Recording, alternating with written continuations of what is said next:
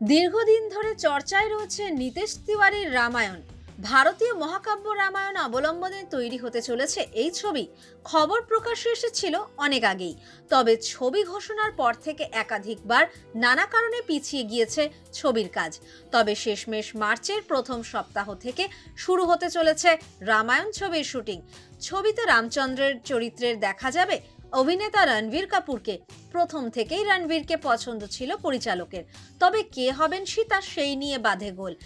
এক সময় উঠে আসে এক একজনের নাম। শুটিং শুরু হতে বাকি মোটে আর 1 মাস, তার আগেই ফের সীতা বদল। একটা সময় শোনা গিয়েছিল সীতা চরিত্রের জন্য পরিচালক কথা বলেন আলিয়া ভট্টের সঙ্গে, যদিও রাজি হননি অভিনেত্রী। সেই প্রস্তাব যায় দক্ষিণের জনপ্রিয় অভিনেত্রী সাই পল্লবীর কাছে। শোনা যায় রাজিও হন অভিনেত্রী। শুটিং শুরুর দিন কয়েক আগেই তাকে বদলে নাকি চূড়ান্ত করা হয়েছে অভিনেত্রী জাহ্নবী কাপুরকে।